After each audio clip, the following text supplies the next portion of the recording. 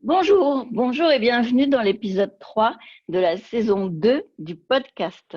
Je suis Hélène Frébourg, je suis malade de la fibromyalgie depuis plus de 25 ans. J'explore chaque jour comment mieux vivre avec cette maladie chronique. Je suis coach et auteure. Je suis la créatrice de ce podcast Mieux vivre avec la fibromyalgie, mieux vivre avec la maladie chronique. Alors, je partage mon expérience de malade qui vit mieux avec la fibromyalgie. Et avec mes compétences de coach, je t'accompagne sur ton chemin pour que tu trouves tes solutions. Alors, j'ai imaginé cette saison 2 du podcast comme un premier tour de piste des questions que tu pourrais te poser pour faire le point sur ta relation avec la maladie chronique et surtout comment tu vis tes relations dans ton écosystème de vie. Car oui, la première clé, c'est déjà de comprendre qu'on construit soi-même son écosystème de vie avec les choix que l'on fait, les petits comme les grands. Et avec la maladie chronique, on part pour un long parcours avec des contraintes. Ça, c'est sûr. Alors, autant commencer par se donner les moyens de s'adapter. Alors, pour éclairer ton chemin de résilience, dans l'épisode 2, j'ai mis le focus sur la relation, sur la qualité de la relation avec les soignants. Car bien évidemment, lorsqu'on est malade chronique, le soin est fondamental. C'est la première base pour démêler tout le bazar métabolique et identifier les priorités pour restaurer nos capacités de guérison et retrouver un équilibre convenable, la fameuse homéostasie. Ah, je croche toujours sur ce mot. Il est nécessaire de choisir des soignants compétents face à la fibromyalgie et ces autres maladies inflammatoires, métaboliques, maladies de notre environnement. Et même si ce n'est pas facile, c'est vraiment un impératif de nouer une relation de qualité avec des soignants qui nous respectent et que nous respectons. Alors maintenant, je t'embarque pour les 4 prochains épisodes. 4 épisodes pour parler des 4 actions prioritaires dans notre vie. Manger, marcher, dormir, travailler. Bon, allez-y, on commence par manger. Ah oui, ça, on peut dire que je pense qu'à ça depuis toujours. Et mon parcours de vie a toujours été mené par cette question fondamentale et absolument récurrente. Qu'est-ce qu'on mange? C'est d'ailleurs pour cette raison que j'ai commencé par faire des études d'ingénieur en agriculture et j'ai commencé mon parcours professionnel dans le milieu de l'agroalimentaire. Et oui, je suis gourmande. Déjà toute petite, mes parents faisaient le tour des étoilés, les étoilés Michelin, et ma mère cuisinait avec les livres de Le Nôtre, Michel Oliver ou Michel Guérard. Enfin, tu vois le genre, quoi. Le tracas avec ma santé quand la fibromyalgie a été diagnostiquée a été d'autant plus grand. Ça, ça c'est sûr. Quand j'ai été diagnostiquée fibromyalgie en 2002, tout allait mal vraiment de partout. Pour démêler la plotte, c'était infernal parce que par où commencer quoi? Balloter de droite ou de gauche, ne comprenant rien à ce qui se passait et sans aucun appui médical compétent. Juste des poseurs de sparadrap sur tel symptôme. Allez, pouf là, et pouf là. Ah là là. Et comme j'ai toujours refusé de prendre des médicaments, car j'ai bien compris qu'il n'y avait pas de solution médicamenteuse, hein, juste du sparadrap qui endort ou empire à droite, ce qu'on voulait corriger à gauche. Hein, dans le début des années 2000, rappelons que la fibromyalgie a été reconnue par l'OMS en 2006. Donc moi j'ai été diagnostiquée en 2002. Les médecins n'étaient pas du tout motivés à développer une vision holistique de cette nouvelle maladie émergente et bien chiante pour tout le monde, ni même déjà à reconnaître le diagnostic de la fibromyalgie. Moi, j'ai eu de la chance d'avoir mon diagnostic posé par 2 médecins généralistes et ensuite confirmé par un rhumatologue expert de la fibromyalgie. Il était expert auprès de la MDPH et du tribunal de la sécurité sociale. Mais malheureusement pour le soin, il n'avait que les médicaments Lamaline ou Tramadol à me proposer. Alors, comme je disais non, j'ai bien compris que j'étais bien mal polie et nos chemins se sont vite séparés. Et finalement, en 2007, avec la rencontre d'un super médecin généraliste homéopathe très branché sur les dysfonctionnements métaboliques, avec une vraie vision holistique et un très riche réseau de thérapeutes, y compris alternatifs, eh ben, c'est par l'alimentation qu'on a commencé le grand ménage. Et petit à petit, des points d'amélioration, ou plutôt d'abord de moins pire en moins pire. Eh ben, ça a commencé à apparaître. Je ne vais pas vous raconter tout ça dans le détail parce que ça va nous faire un épisode de 2 heures, mais autant vous dire qu'il y a eu des moments très difficiles, comme par exemple les étapes où le corps se détoxifie et rejette tout sous toutes les formes, pipi, caca, boutons, migraines. On ne va pas détailler tout ça, mais sachez-le bien, la détox profonde du métabolisme, c'est chiant. C'est douloureux et il faut tenir le cap pendant ce temps-là. Ça c'est vraiment important. Il faut tenir le cap pendant ce temps-là. Sinon, on n'arrive jamais à restaurer une homéostasie différente de celle qui s'était construite avec l'inflammation à plein feu. On ne change pas son régime alimentaire en claquant des doigts. Ben non, ça prend du temps. Ça prend du travail sur nos habitudes, nos croyances et aussi nos addictions, nos émotions, nos références et tout le comportement alimentaire, c'est tout un chemin, quoi. Alors, je vais partager ici comment je mange. Et dans l'esprit de ne pas être dans l'injonction comme on voit partout, en mode fais ci, fais pas ça, nani, nana, mais aussi par éthique, de ne pas faire du conseil naturopathique, diététique et patati, alors que je ne suis pas naturopathe ni diététicienne et patati. Ce que je peux dire, c'est que j'ai gagné en autonomie pour pouvoir être naturopathe pour moi seulement, mais je ne suis absolument pas compétente pour accompagner une autre personne. Je respecte le métier de chacun et c'est à chacun d'agir sur sa zone d'expertise. Bref, ici sur ce podcast, comme dans tous mes partages, mon blog, le livre, les réseaux sociaux, les conférences, etc., je suis vraiment profondément attachée à vous partager mon expérience, c'est-à-dire vous raconter ce qui me fait du bien. Mais je ne détiens aucune vérité, ni aucune solution miracle, ni aucune recette universelle. Je partage mon expérience de malade de la fibromyalgie et je vous laisse toute autonomie, oui, toi, à toi, pour en tirer de l'inspiration. Je vous laisse aussi toute votre entière responsabilité à faire vos choix personnels sur la manière dont vous vous soignez, mangez et vivez votre vie.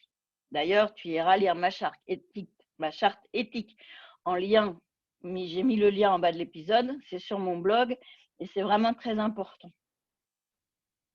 Comme coach, je peux vous accompagner au changement, à l'analyse de la situation, à la prise de décision et au développement de votre autonomie. C'est tout le sens de ce que j'appelle le coaching du mieux vivre avec.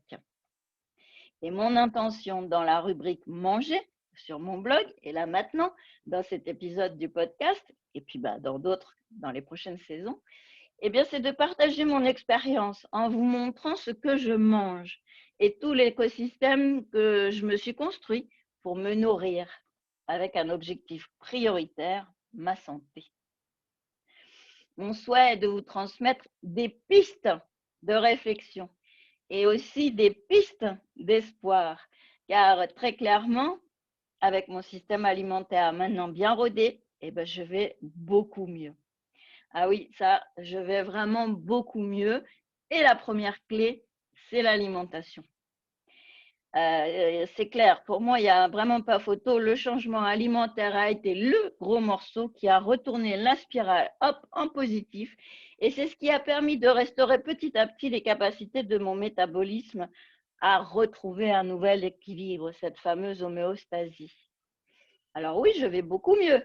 Mais attention, tant que je suis centrée sur mes basiques essentiels, c'est-à-dire sans gluten, sans lactose de vache, très très peu de sucre ou alors IG bas, index glycémique bas, très très peu de viande, pas de gras genre frits, pâtes feuilletées, charcuterie. Et le 6e point, du fait maison, maximum 3 ou 5 ingrédients prioritairement bio et non composés. Alors oui, je vais développer ce point car il est fondamental. Je l'ai trouvé par moi-même, par expérimentation, et je suis d'ailleurs très étonnée qu'on n'en parle pas plus souvent. Concrètement, je n'achète que des aliments simples, bruts, donc pas avec une étiquette à rallonge d'ingrédients dont la plupart ne sont pas très… bon, tu vois quoi. Et donc, concrètement, en gros, voilà ce que je mange. Petit déjeuner, un yaourt brebis et des fruits crus. Kiwi l'hiver, pêche l'été. Et des fruits rouges quand j'ai pas de fruits frais sous la main. Voilà. Mon assiette du déjeuner, c'est du riz complet, des légumes verts et des légumes racines. Et pour les protéines, soit des légumineuses, soit du tofu, soit du poisson et très rarement de la viande. Et 1 à 2 fois par semaine, une crudité en entrée pour les probiotiques. Donc genre carottes râpées avec la choucroute crue, voilà. Tout ça avec des algues, des herbes, des graines et des huiles de qualité. Bon, en gros, ça fait genre les Pokéballs ou les assiettes macrobiotiques ou le régime Akinawa. Tu vois, c'est ça ma zone de référence. Et pour le dîner, eh ben, des légumes verts surtout. Alors en soupe l'hiver, en salade composée l'été. Et évidemment, tous les légumes en bio de saison et le plus local possible. Non, je ne mange pas de farine, de plats composés tout faits, de trucs et de machins. Je crois pouvoir dire que je mange essentiellement des légumes et des yaourts. Il n'y a qu'à ouvrir mon frigo. Je fais mes courses à Leclerc, au Carrefour, un drive par semaine. Et je vais chercher le plus possible de légumes dans les fermes en permaculture autour de chez moi. Je commande l'épicerie bio chez Greenwiz 1 fois par mois et le frais bio spécifique comme le tofu, la charcuterie, la choucroute, les algues, le miso, dans les magasins bio, mais je ne vais pas citer de nom car pour l'instant je ne suis pas très contente sur ce sujet, donc ne nous énervons pas là-dessus. Et je te vois venir déjà avec une question. Ouais, je te vois. Non, non, non. Mon budget alimentaire est de 250 € par mois pour moi toute seule. Donc, c'est pas la peine d'argumenter. Non, non. C'est pas la peine de dire, ah oui, nana, pour manger bio, il faut avoir les moyens, ni, ni, ni, nanana. Non, ça, c'est pas vrai. On en reparlera de l'argent dans l'épisode 10 sur les énergies. Voilà. En gros, ce que je mange, c'est tout simple, même si cela n'a pas été simple à mettre au point. Cela a pris tout un chemin, car oui, je rêve de pâtisserie et de pain. Mes fantasmes sont surtout sur ça. Et j'avoue, oui, je fais des exceptions. Mais attention, pendant toute la période de détox profonde et de reconstruction du métabolisme, 0 exception. Sinon, on relance le feu et le bordel. Maintenant que ça va mieux, je me permets des exceptions exceptionnelles, avec des trucs top. Par exemple, je vais pas aller, moi j'adore les éclairs au café. Bon, je vais pas aller à la première pâtisserie du coin. Non, quand je vais acheter une pâtisserie, je prends du top. Ici, en Normandie, à Caen, il y a la pâtisserie Alban Guillemets qui est exceptionnelle. Donc, même pas 1 fois par mois, je vais m'acheter un gâteau chez lui. Tu vois, genre, l'exception doit être exceptionnelle. Tu comprends le raisonnement? Donc, voilà, en gros, ce que je mange. Et là, comme ça, ma digestion se passe bien, les douleurs sont lointaines et puis l'état général est correct. Je sais quelles exceptions je peux faire et je sais comment organiser mes courses et mes repas à l'extérieur. Bon, là, évidemment, en ce moment, avec la pandémie et tout le bordel, je vais plus au restaurant. Mais lorsque je vais au restaurant, c'est prioritairement les restaurants japonais ou alors Alors, japonais pour les sushis, hein, pas les brochettes grasses. Bon. Ou alors de l'exceptionnel. Ici à Caen, on a Stéphane Carbone ou Pierre Lefebvre, par exemple. Mais non, je ne vais pas dans les crêperies, pizzerias, brasseries, etc. Je vais mettre 3 jours à m'en remettre à digérer. Je ne vois pas l'intérêt quoi, de tout détraquer. Tout ça, c'est une question de facture, de prix à payer. Tu vois ce que je veux dire? J'ai développé une telle finesse d'observation de mon métabolisme que j'identifie maintenant assez rapidement toute dérive qui relance l'inflammation et la mauvaise spirale. Et j'ai aucune envie de manger un truc que je sais d'avance qui va me faire mal. Bah non, merci. Hein. Depuis 2007, ça fait donc de nombreuses années d'expérimentation et de changement, et de détox en détoxication, détoxification. Petit à petit, j'ai retrouvé le plaisir de la gourmandise. Et puis maintenant, c'est un étal de beaux légumes bio dans une ferme permacole ou l'ouverture d'un bol de pâte miso ou d'algues. Ça me met en excitation des papilles, comme pouvait l'être auparavant la devanture de la pâtisserie de Michalak ou des plats de Cyril Lignac. Bon, je dis pas non à Michalak ou à Cyril hein, non plus. Ils sont à Paris et pas moi. Et tant mieux. Mon alimentation n'a aucune étiquette à la mode. Flexitarien, vegan, paléo, cétogène, onco. Non, je ne suis aucun de ces régimes ou modes ou engagements politiques.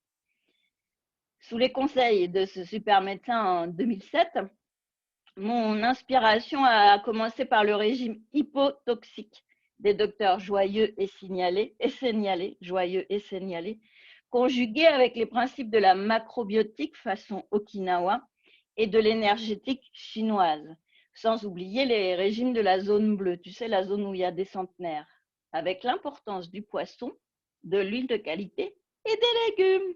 Voilà. Mais surtout, au fil des années, c'est mon foie, mes intestins, qui ont validé ou rejeté parfois violemment. Et petit à petit, des nouvelles habitudes se sont organisées et voilà.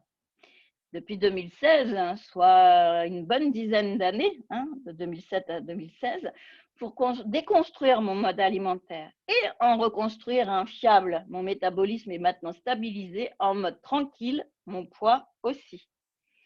Après des années de yo-yo avec des pantalons taille 40 ou à 46, au fil des aléas du métabolisme en bataille, mon dressing est maintenant en taille 42. Mon IMC est de 26, soit un très léger surpoids parce que soi-disant, il faudrait que je perde 3 kilos pour repasser à un IMC de 25 en mode corpulence normale. Mais mon médecin et surtout moi, nous pensons que cette stabilisation depuis des années, y compris lors du charivari de la ménopause, je suis dans la bonne tranche du juste milieu convenable. Je me sens bien, aussi bien en santé qu'en look. Donc, c'est ça l'essentiel. Et puis, je vais vraiment beaucoup mieux côté douleur et bordel métabolique divers et variés. La fibromyalgie, pour moi, s'est déplacée ailleurs. J'en parlerai dans l'épisode Dormir. La boussole pour manger, c'est ma bonne digestion, la paix avec mon foie et mes intestins, la régularité paisible de mon caca et la bonne nuit de sommeil non agitée de ballonnements et autres éructations.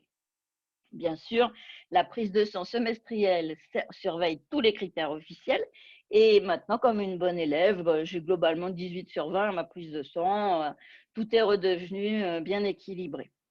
Je précise que je suis ménopausée depuis 2016 à 51 ans et depuis, je vais beaucoup mieux aussi. Les montagnes russes des hormones sont maintenant un long fleuve tranquille et ça aide beaucoup le foie à être vraiment plus cool. Ça fait des vacances à tout le monde.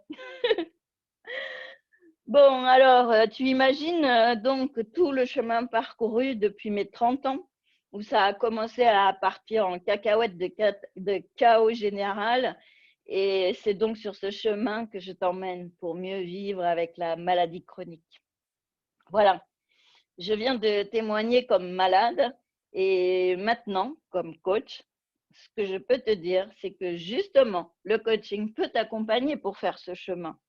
Il n'est pas question de te dire ce que tu dois manger, Ça, c'est l'expertise du médecin, un médecin nutritionniste ou un endocrinologue pour le pataquès hormonal.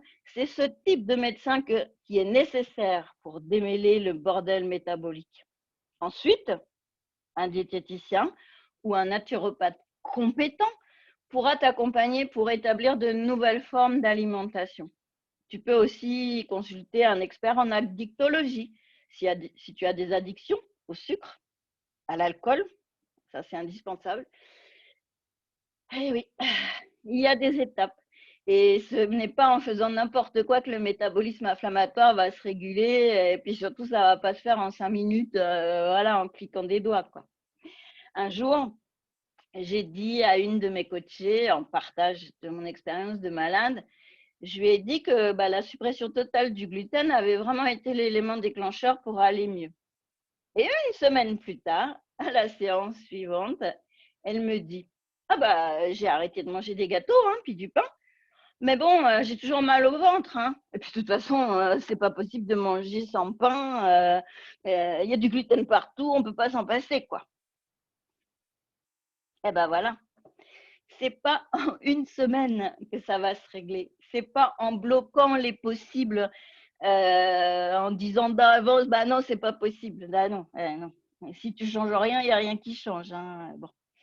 C'est surtout en faisant le choix de choisir ce qu'on veut selon ses priorités. Et ça, c'est justement le coaching qui permet ce cheminement. Et je sais que c'est pas facile.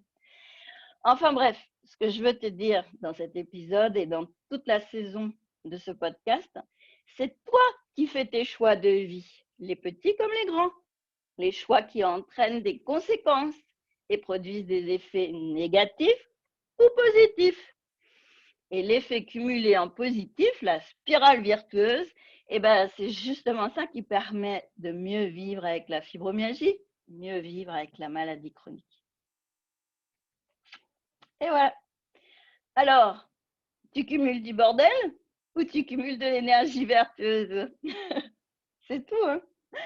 Tu te souviens de Denis Boulet dans la fameuse série télévisée Fais pas ci, fais pas ça?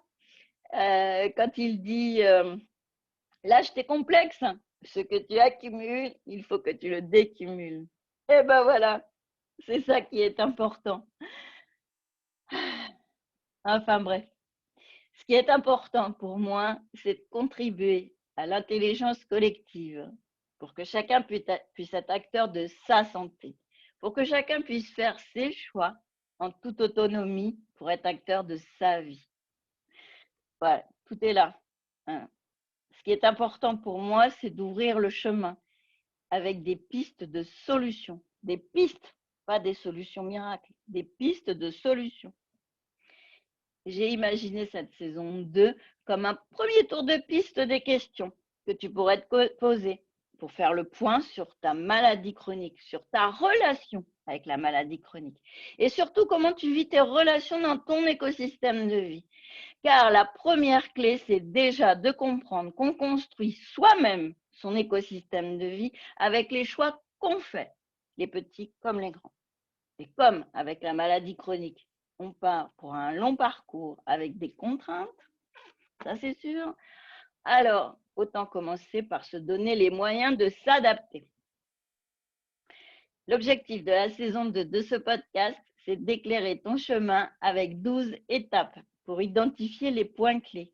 Les points clés pour répondre aux 12 questions fondamentales pour les malades de la fibromyalgie et pour les malades chroniques.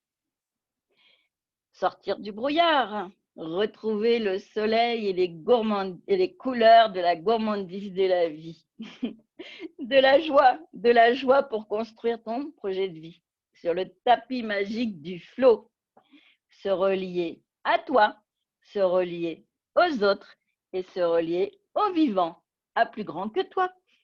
C'est toute la vie, quoi. Eh oui.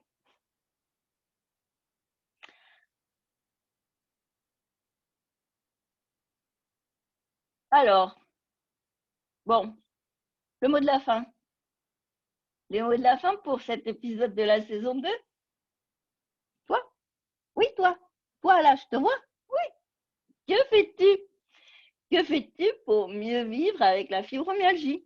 mieux vivre avec la maladie chronique. Comment je pourrais t'accompagner encore mieux? Allez, viens partager. Allez, viens, accroche ton casque et on part ensemble. On part ensemble, rallumer les étoiles. Rallumer les étoiles pour mieux vivre avec la fibromyalgie, mieux vivre avec la maladie chronique. Allez, tout, roule ma poule. Ah là là là là. Bon, juste, je voudrais dire que j'ai oublié de parler de ce que je bois, parce qu'évidemment, c'est essentiel aussi. Donc, j'ai rajouté dans les notes de l'épisode ce que je bois. Voilà, donc je t'invite à lire ce qu'il y a décrit en dessous de l'épisode. Voilà. Allez, c'est parti. Roule ma poule.